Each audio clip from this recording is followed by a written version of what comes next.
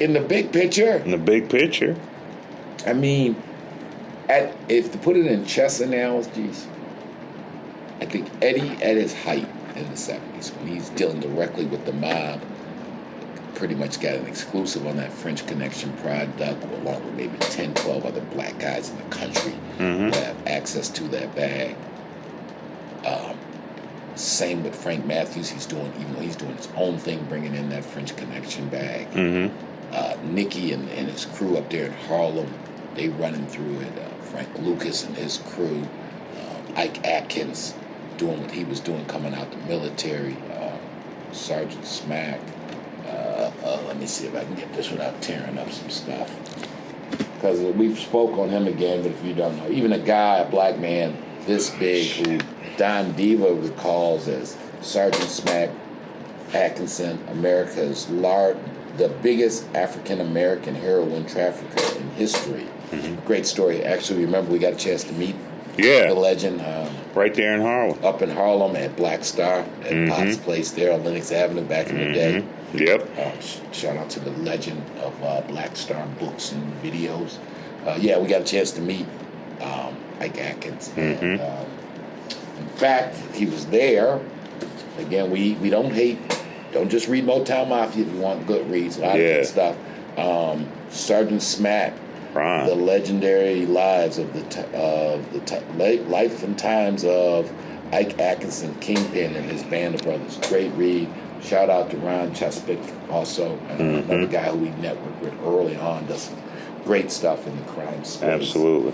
But even Ike, coming straight out of Vietnam, the man who actually they took the American gangster story from, all respect, R.I.P. to Frank Lucas, that wasn't his story. That most of that story is based upon the life of Ike Atkins. That's right. Who didn't he do time with? Of course, Pops did time with Ike Atkins also. Yeah. Daddy rubbed shoulders with a lot of people. He was a ham thief. At his height. At his height. At best. All those guys I just named were pawns. Yeah, and this thing. Yeah. At best. And I'm not convinced they even made it to the rank of a pawn. But maybe at their height.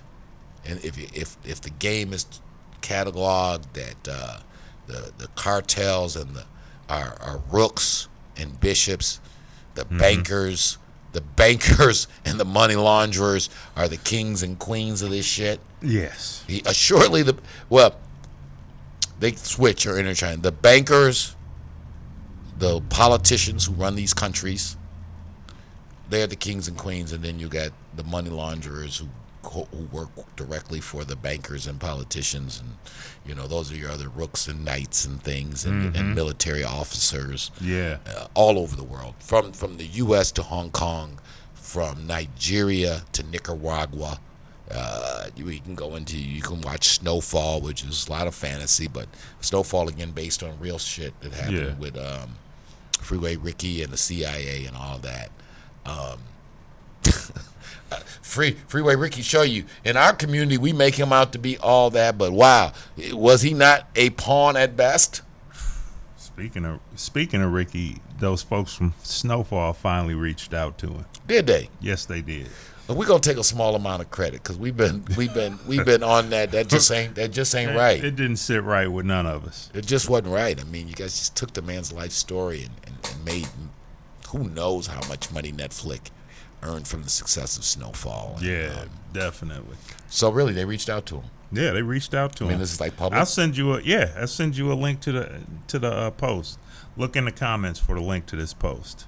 All right, that's awesome. That's good. So, but we don't want to be in that position, Lou. We don't want to have to wait 10 years. No. 100 million viewers later watching the show based upon your life before the people who put it out actually say, hey, by the way, I know he just had a 10-year run with your story, but why don't we talk now? And I know the fans have been hungry for some actual cinematic versions of these stories, and I'll be putting together some scripts.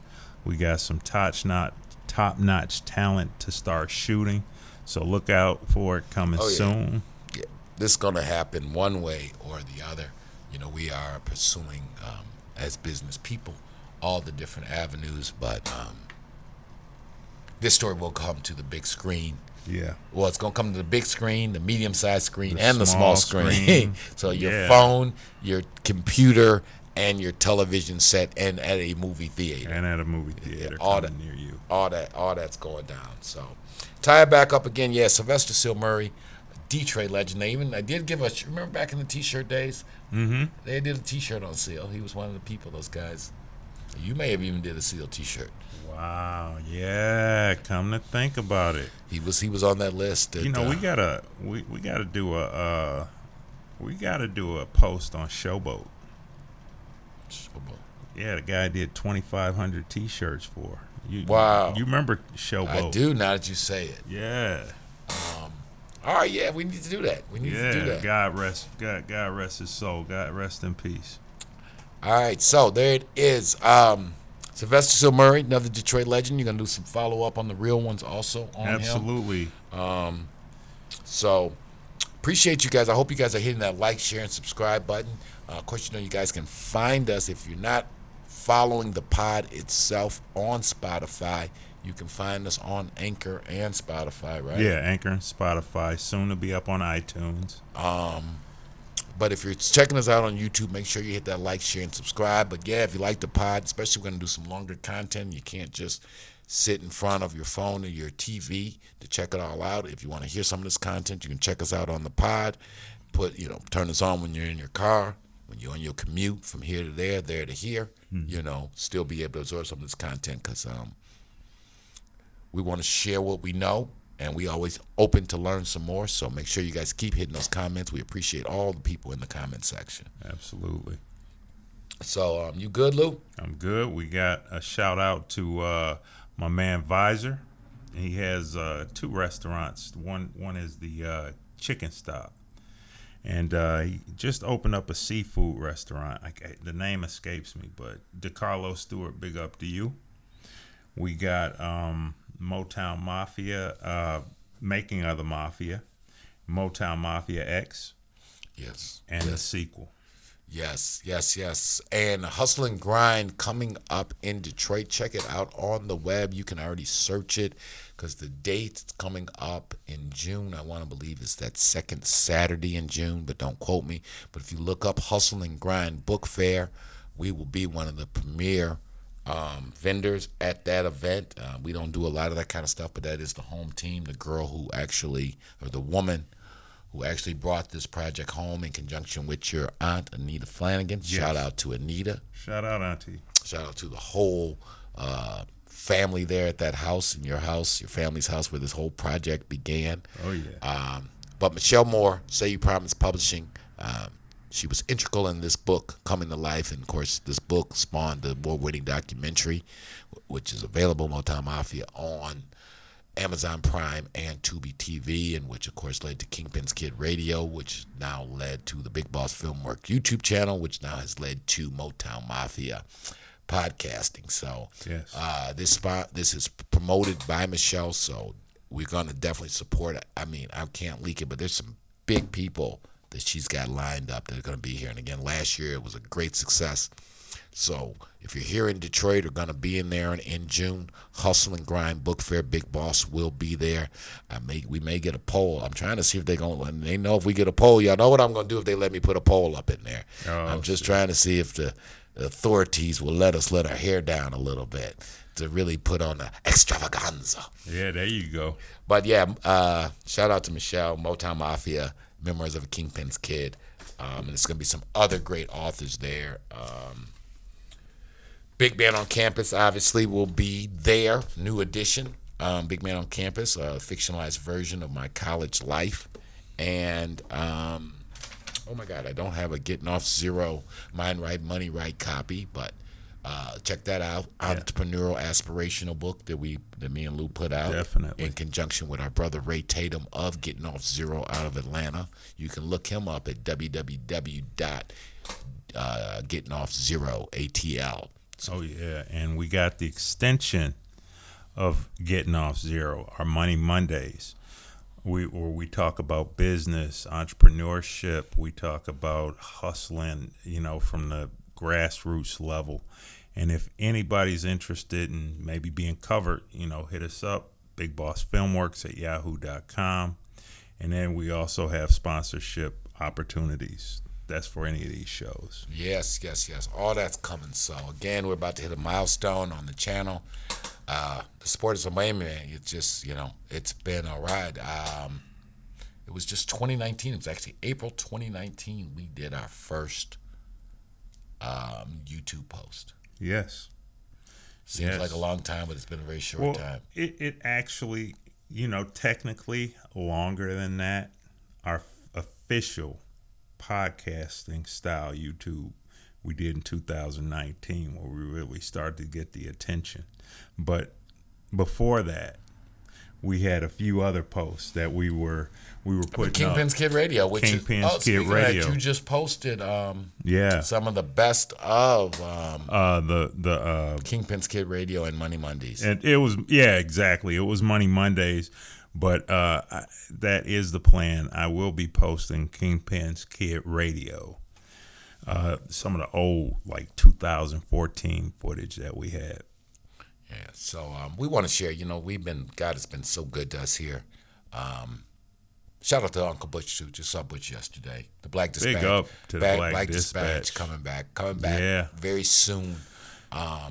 We want to share these insights because hopefully, you all can get something out of this stuff. And in this world, it's overloaded with content, and then you got the music element, and all that's good and fine, but there really just ain't a lot of people who lived it for real. Yeah. And been fortunate enough to still be here and be in a position to talk about some of these things. And my whole thing is just to put it in some kind of context, because people don't see, in my opinion, always the big picture of the full circle. And the stories usually wind up getting bought up and watered down. You guys give them the real, And we're gonna shut this down and don't be talking about black men selling dope if you don't talk about the British royal family selling dope and some other stuff that we actually did on Kingpin's Kid Radio. If you know your history of the Opium Wars and how the British royal family got their money, you wouldn't be so quick to throw stones at a brother because he bought a Benz or a Vet because he sold 18 rocks in a day. Cut it out. Anyway, enough of that. I digress. I will digress. But God is good, and we do thank you guys so much for your support. So I guess that's it for this episode. This is it. I don't know. We're going to start counting. I'm going to call this because I think it's somewhere around 50. But if it ain't 50, if it's more or less, we got to start counting. So episode 50. Okay. Shout out to 250, our beloved brother. Hey, what up, 250? Joseph. What up, Joseph? Anyway, episode 50, Motown Mafia Podcast. Lou Stevens, Big Boss Filmworks finest. CB Jr., Big Boss Filmworks, Motown Mafia Podcast. Check us out. We're on TikTok. We're on Facebook. Where else we at? IG. Everywhere, man. Everywhere. Can't turn around without Big Boss Filmworks. Yeah, we ain't going nowhere. Can't stop, won't stop. That's right. Holla at you, man. Appreciate you guys.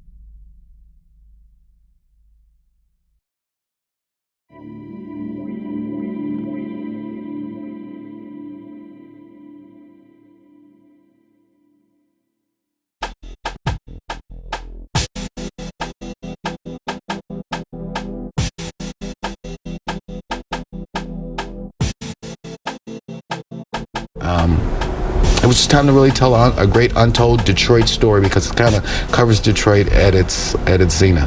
Very interesting story. decided that we were going to make a movie. All right, Rich Rossi with you with Motown Mafia. I'm with Courtney. Lewis Stevens. Lou Stevens, Courtney Brown. Courtney Brown Jr. And Alan Al Prophet Bradley. And this is an entrepreneurial, inspirational story too, because again, you know, I'm a real estate retail guy. You know, that's what my skill set is.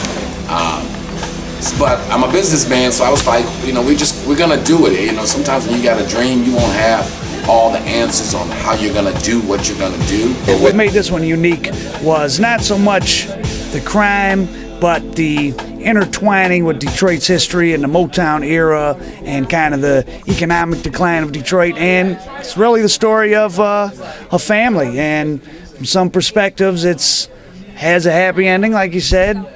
For others, it didn't have a happy ending. Right.